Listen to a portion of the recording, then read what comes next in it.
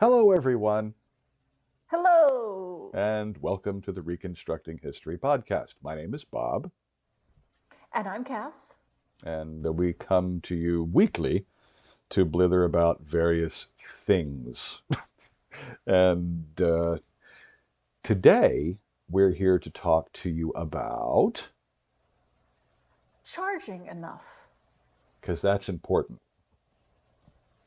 Um, it's a thing we see a lot in various industries, and it's troublesome. So, It is. And it's been big news lately with the debate about raising the minimum wage in the United States that people need to make a living wage. And that is, of course, true. And one of the problems with people who make things for sale, with craftspeople, is they seem to be afraid to charge what their time is worth yeah, because they're afraid that the product will be too expensive and then no one will buy it. And the reality is that we live in a Walmart world where things are cheap because they're crap imported from China. yeah. And Well, so, let's not. We don't need to say crap imported from China. We can just say it's cheap stuff mass produced by damn near slave labor, if not slave labor. So yeah, exactly. So we have, we've become a culture where we expect a dress not to cost more than $50. yeah, And it never occurs to us how many hours of work went into that dress and what that price tag means for hmm the person who actually sewed it. hmm hmm So, in the dress up in funny clothing's hobby, we have this tendency of people who make things for other people to undercharge. sometimes way And undercharge. Yeah, yeah, and that makes a problem. That it, creates a problem. and let's outline the various problems that do exist. I have two that I can start with that I remember. You'll probably have more. One is that you end up pricing yourself so low, you become really attractive and you get a whole crap ton of orders, so many orders that you can't possibly keep up in Mhm, the small amount of time, because chances are you're starting out, you're not doing it full time. You're doing it nights and mhm, weekends, whether it's, making shirts or armor or whatever it is you're making. If you're making things yourself, if you price yourself too low, you end up getting too many orders. You can't keep up with the orders. Your waiting list goes out to something ridiculous, and then people get mad. You used to see it happen all the time many years ago on this website that I haven't visited in many years called the Armor Archive. Somebody would mhm, come in and say, "Oh, I'm making SCA legal helms and they're $85." mhm, And, they only really want to do this a couple of 3 hours a week on a Saturday if it's nice. And they don't really mhm. care what they get for the helms. They just want to help new fighters out. Well, they end up getting 500 orders because that's a too good to be true price on a quality piece of legal safety equipment. And then they start getting harassed by people who've been waiting for 8 months for their $85 helmet, and they just chuck it and leave. It happened so many times. Oh, yeah, and they spent all the money that they received for the pre-orders Trying to, on materials, yep, or new tools because tools wear out or something like that. and then they don't have the money to refund people's money, Yep, and then they're blacklisted, yep, because you stole from people. yep. And So there's it's a terrible thing. it's It's a a terrible terrible problem. thing. And It's that's the first don't do problem it. is you're setting yourself If up for you failure. Yeah, let me just interject Yeah, something instead. If you want to help get people on the field by making cheap, dirty army, cheap, if you want to help get people on the field by making cheap and dirty armor, you make cheap and dirty armor, make some yeah, and then sell what you have made. yeah. Now, I know that that flies in the face of, you're doing pre-orders and you were going to do custom work and stuff like that, but don't do Yeah. it. No.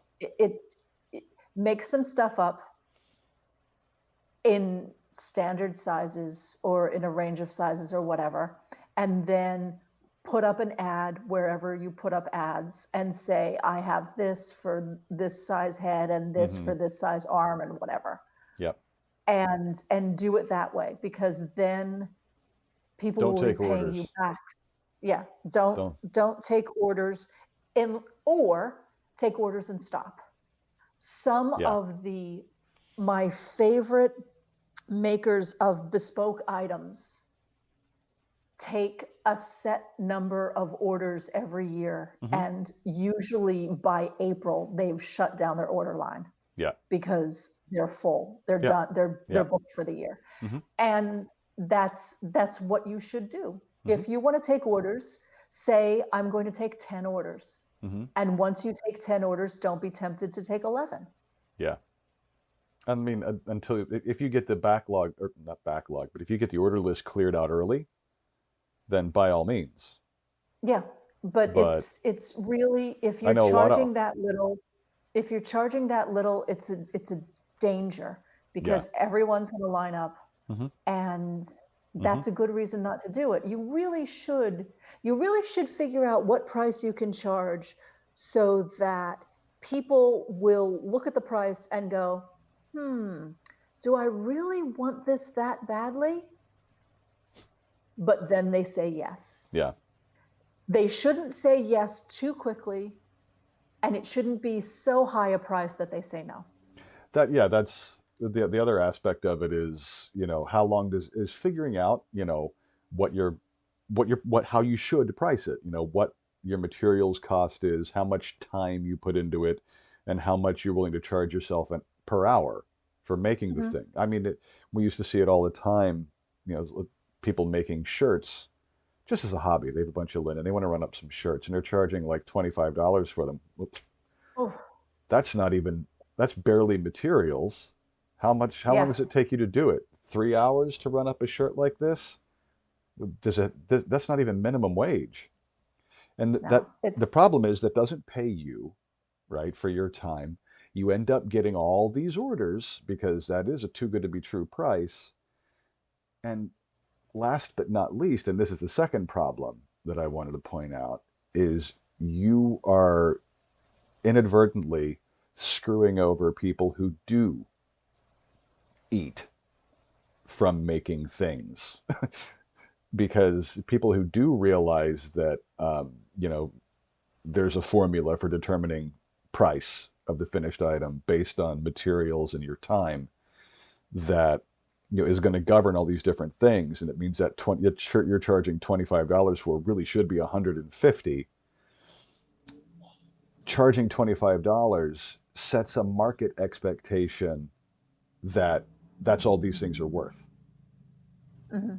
It reinforces this import, made by slave labor, cheap mentality that means that the person who needs to charge $150 for the shirt, what should be the market price in the handicrafts arena, can't, because there's people like Yeah, you out there selling it for 25 who it's maybe basically you, you well, you are Walmart. yeah, You have just become Walmart, let me and hit a couple of you things before are we go any further with it. It might be ignorance, because I'm not quite done. It might be ignorance. You don't know how to price your thing, and that's fine.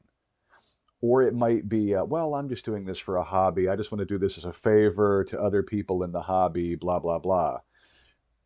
That's not fine, because that means you do know how to price things appropriately and you're choosing not to, which, in the context of there are people trying to make a living out of this, means you don't give a crap about the people who are trying to make a living out of this. And that's not a good look. That's all I wanted to say. um, basically, when you do that, you're Walmart driving all the local mom and pop businesses who've been around for centuries Yeah. out of business. You've just come into town, soaked up the market with what must be cheap shit. If you're charging cheap for it, it's cheap shit. And you're driving everybody out of business. And then, are you going to be there tomorrow? You're selling a shirt for $25. How long can you sell a shirt for $25?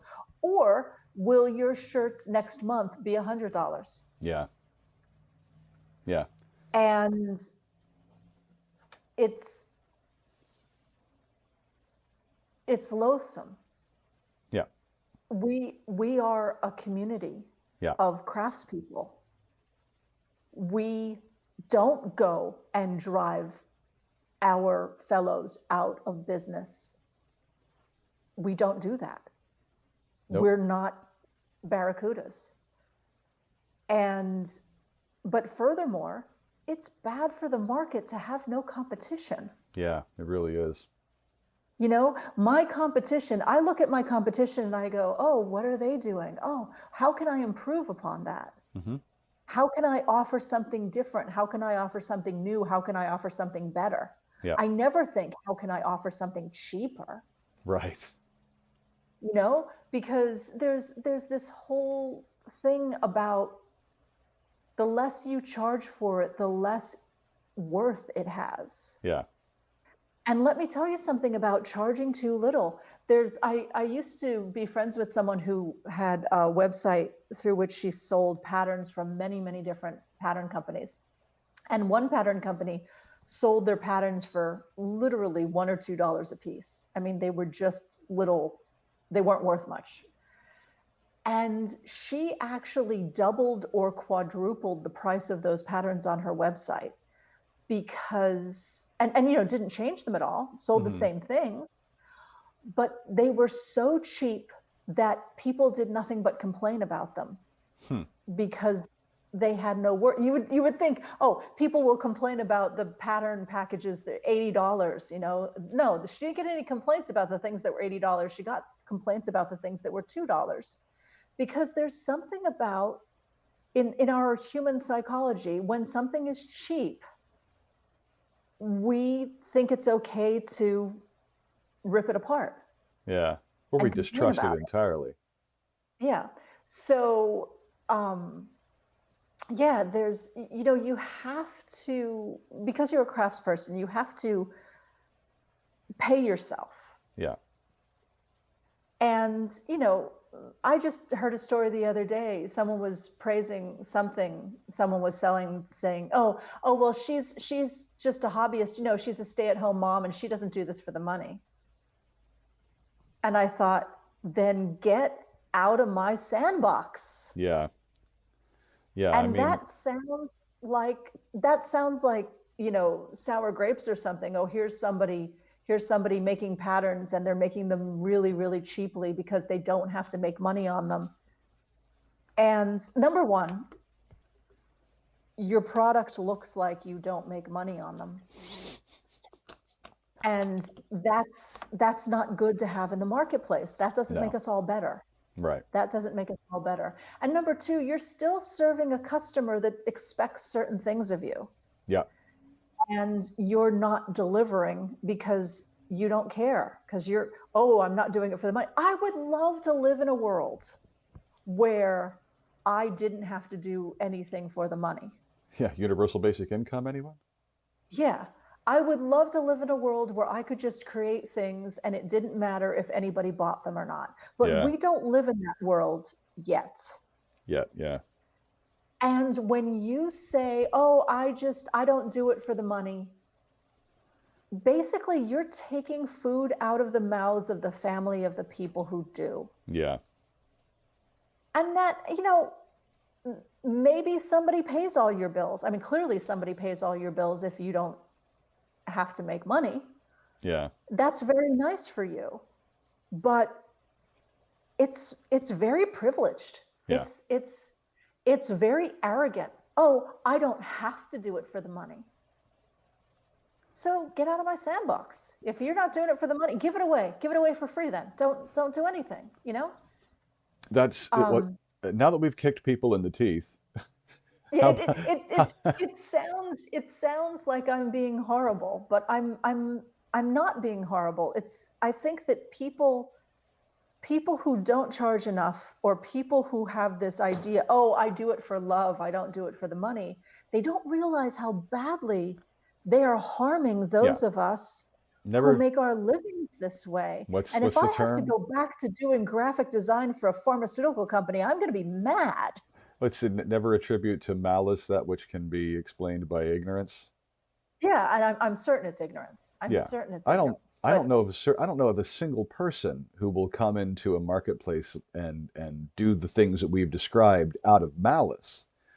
mhm, I've never encountered that. I have encountered it many times out of ignorance. So let's try and mhm. fix it. Let's talk about how we establish prices. So now that we've kicked people in the teeth about why they should be pricing things and how they're bad if they don't, let's give them the tools to actually price things properly.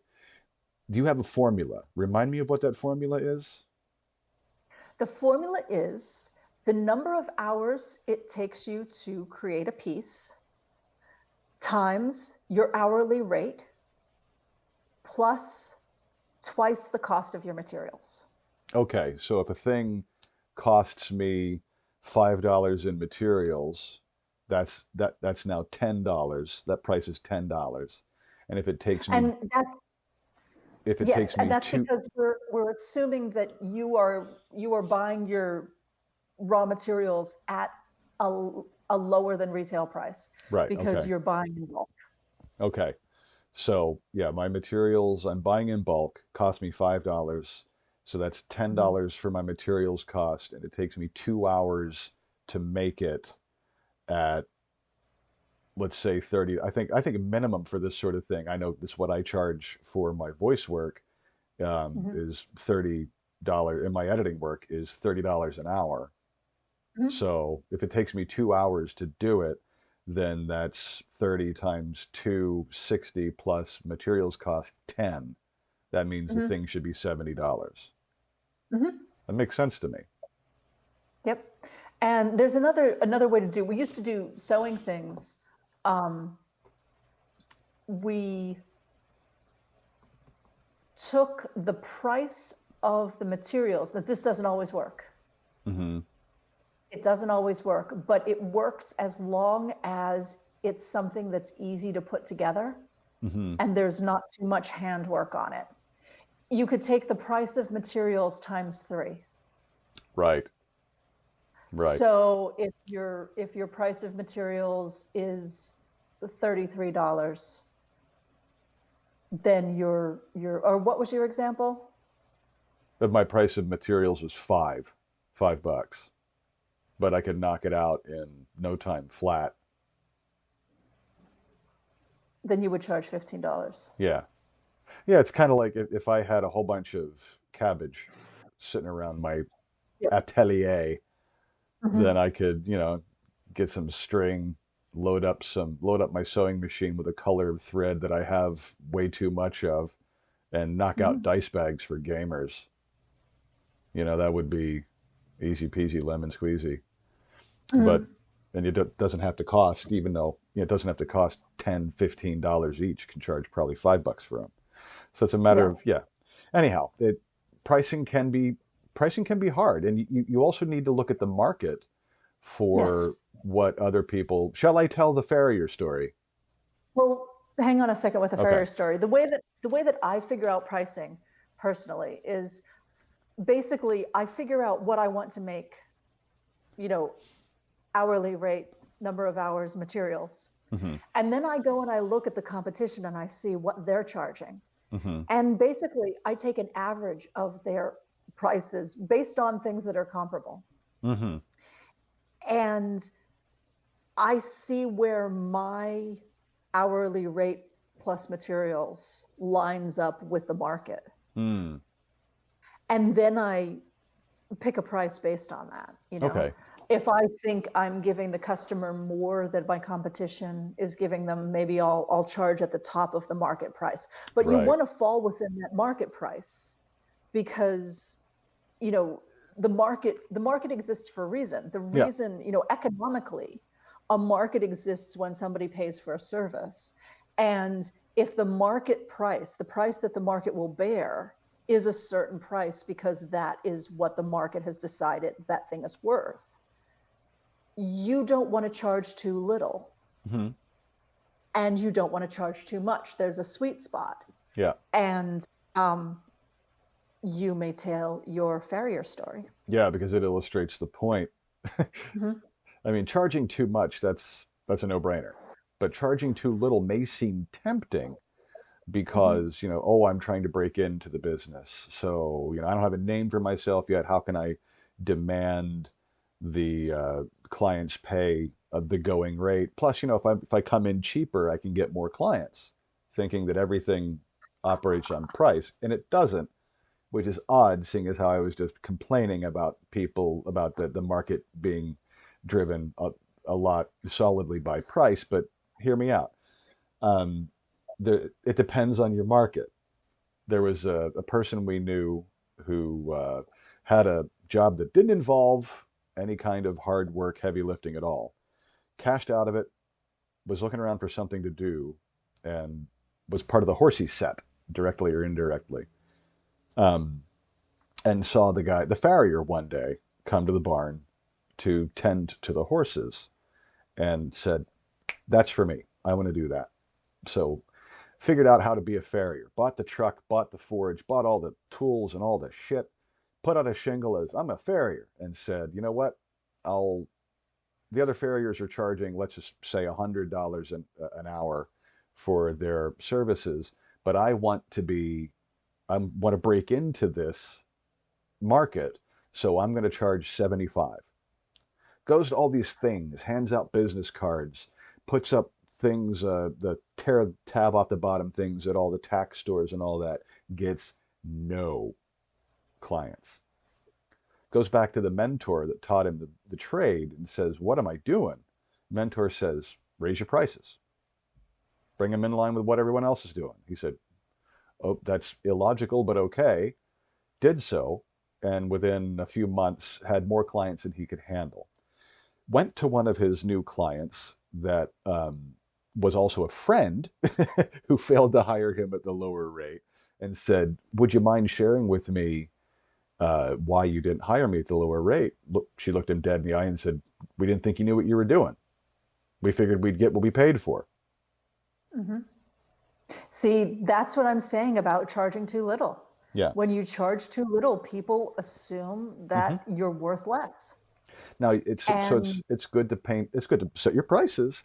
It's like my prices when I was first starting the freelancing editing thing were the market rate, because Mhm. my mentor in the business said that's what you want to do, because you can always set a friend's rate, Mhm. but Mhm. if you need to get 3 cents a word, we all need to get at minimum 3 cents a word. So let's just 3 cents a word is our bottom for taking any kind of commercial clients. And then, if you have a project you believe in or a friend, then go ahead and do 1 cent a word. But don't set that as your price from the get-go. Mhm. You won't get any work. Mhm. Mhm. It's and that's good. Yeah. It's good. You think you're going to get a deal on hiring a farrier for $75 an hour, and you know you're going to trust him with your horse's hooves. I mean, what is a horse You but a hole in a field you throw money into? But still. Yeah. No, but I mean, a bad farrier can make your horse lame. Oh yeah. It, Yeah. it's so much more important than just having their toenails painted. All it takes is one Um, misplaced nail. yeah, or trim a hoof wrong. I Yeah. mean, there are horrible videos all over YouTube of bad trim jobs, and Yeah. you trim a hoof wrong, then you have a horse that's walking funny, and then they develop a problem because they've been walking funny while their hoofs grow back out. Yeah. So yeah, it's real. It's real. And so yeah, there's a reason why you don't want to charge too little, and it has to do with not running your colleagues out of the market. Mm-hmm. It has to do with considering your work worthwhile. Mm-hmm. I mean, craftspeople are wonderful, and I think we're finding that out. I think we're finding out how fast fashion, in particular, Mm-hmm. planned obsolescence, these things don't serve us. Mm-hmm. You know, a kettle that only lasts for a year Mm. because the mechanism breaks down. You know, these things are not good. No.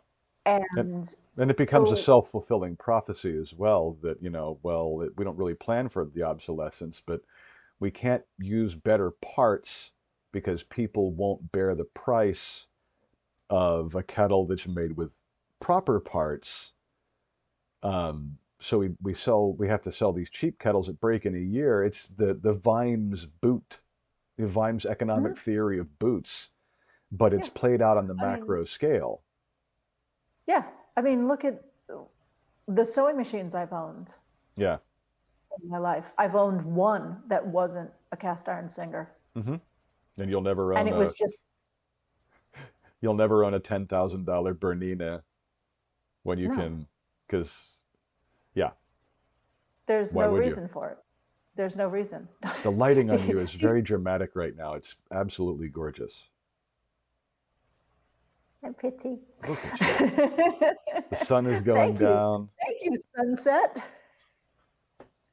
Um, it's also my Aran sweater Galar.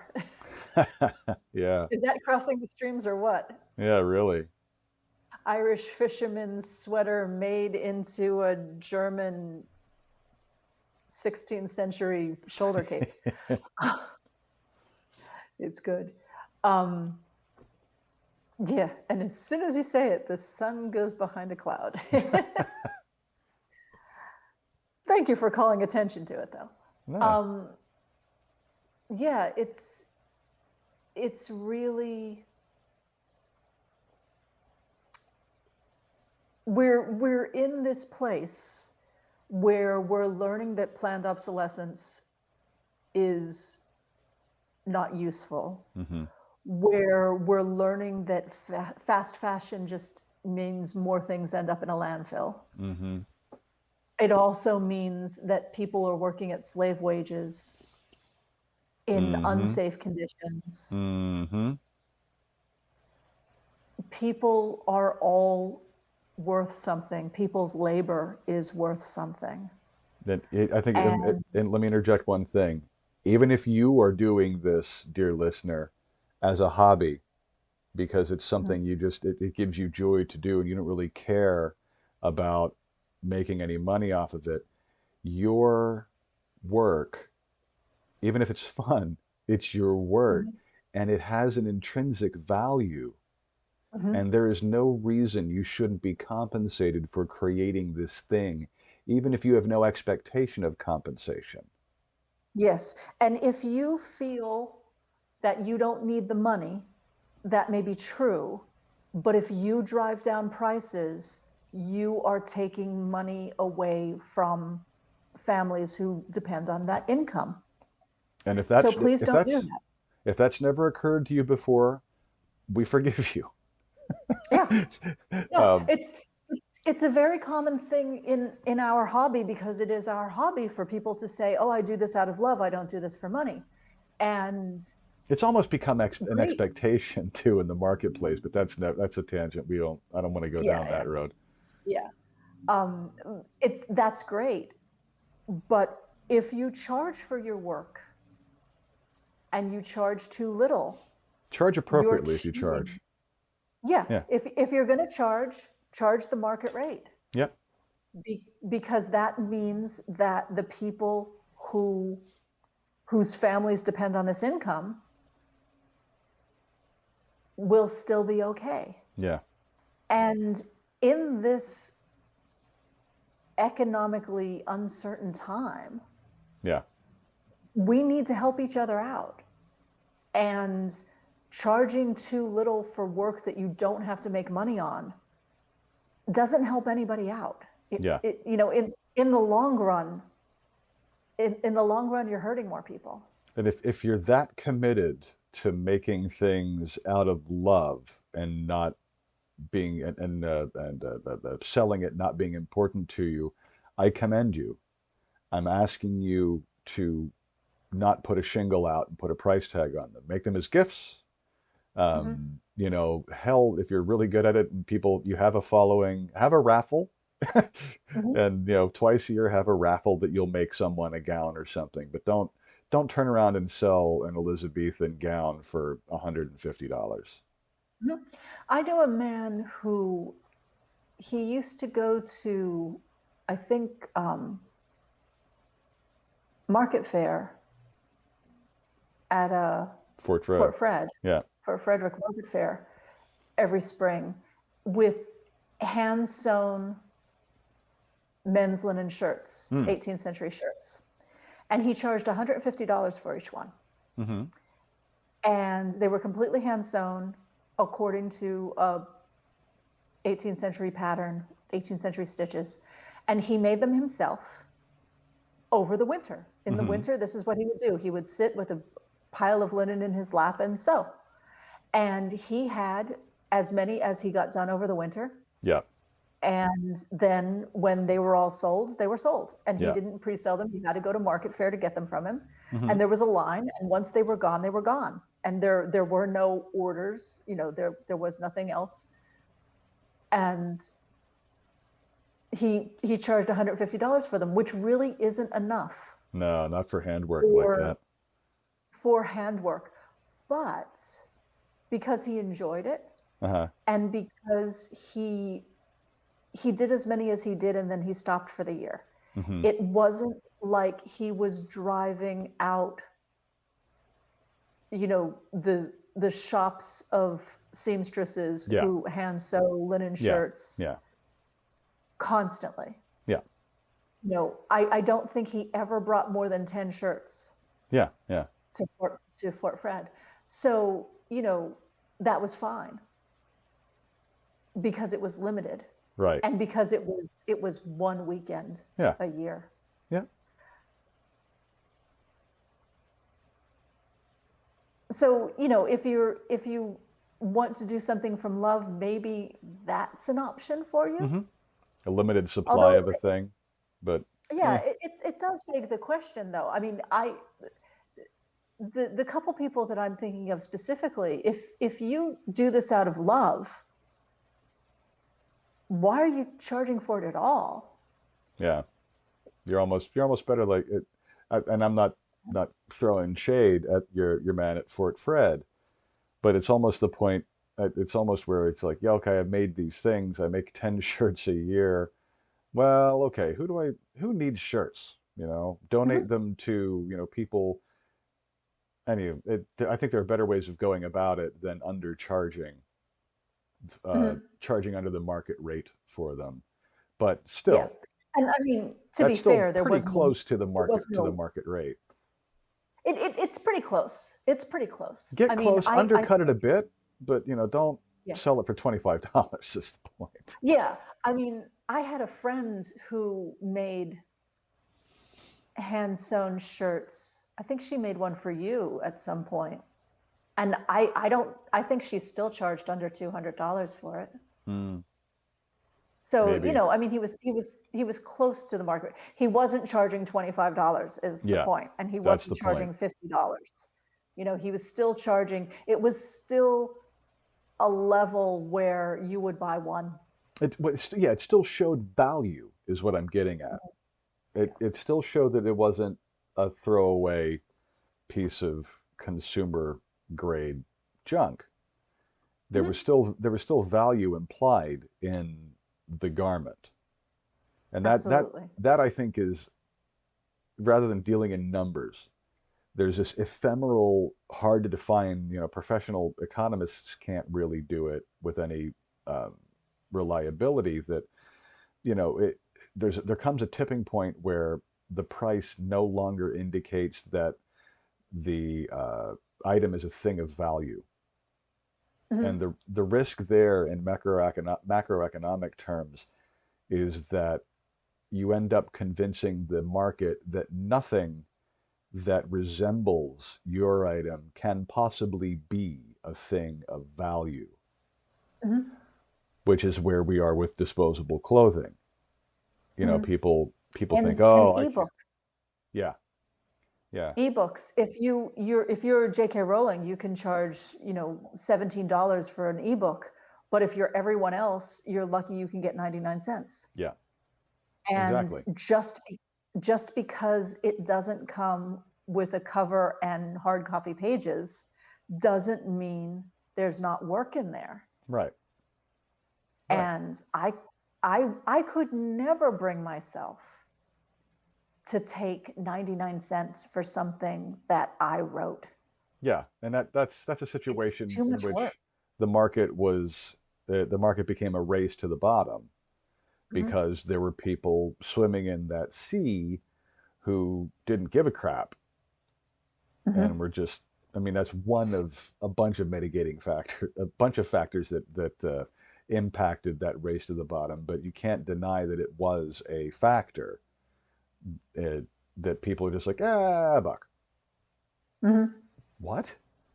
That's 300 pages. Yeah. A buck? 300 pages, 300 pages, and it took you a year to write and edit and lay out Yeah. and You had to pay an editor for it. You had to pay someone to design the cover. yeah, It's just not. Anyhow, we're yeah. trying to ask you, ladies and gentlemen, to think really carefully about A, going into business as a crafter, and B, how to go about going into business as a person who makes things. Yes, please charge appropriately for your products Yeah. The because whole the whole thing changes if you're selling things other people make and just pressing a button to oh yeah, reorder, yeah, I'm not talking about that. I'm not talking about that at all. or if you're If selling you things make that have a something, long tail. But yeah, if you make something from the sweat of your brow, please charge appropriately for it because our market being a decent place to sell depends on it. mhm, people appreciate handmade, well-made stuff. Like in the historical market, people appreciate the replications of historic material culture, and that stuff costs time and effort and money to make. Why shouldn't you be compensated for that? Mm-hmm. That's all. That's all I'm saying. Yep. And with that, Ta-da! ta-da! There you go. In a nutshell, with a bow on it. With that, I think the rigmarole for the end of the video should now be recited. We are on YouTube. If you're watching this, you know that down there is the thing that says like, subscribe, and ring the little bell for notifications. You can leave us commentary on the video here. You can send us commentary to info@reconstructinghistory.com. Same goes if you're getting this on a podcast service. If there's an area for you to comment, that'd be great. An area for you to leave a rating and review. We'll love you forever. You can always communicate with us at info@reconstructinghistory.com or via Instagram, Facebook, and Twitter. We have all the socials that you can find us on and leave us commentary, leave us feedback, tell us how you think we're doing. You can also go to our website, that's reconstructinghistory.com if you haven't noticed, and sign up for our e-newsletter. We won't sell your email address to anyone. We won't spam you with multiple junk mails every day. We use it to let you know when we've got cool stuff going on. So that's about all I can think of to tell people. You got anything And I else, have, Darla? I'm about to have cool stuff going on in the form of Flash making me take him out for a walk. Oh, I see. It's that You time of night you when the hear him? dog does it. Yep. Yep, You we hear do. him? He just got up and he shakes his head to jingle his tags so that I know he's there, like I missed it. Nice. Well, then Oh, I'll here we let go. you. Oh, oh. You better get moving then. The whining and whistling has begun. Okay. Then, So ladies and gentlemen, we'll see you next week. And in the meantime, be cool to one another, and we'll talk to you very soon. Bye. Bye. Oh, my canine master.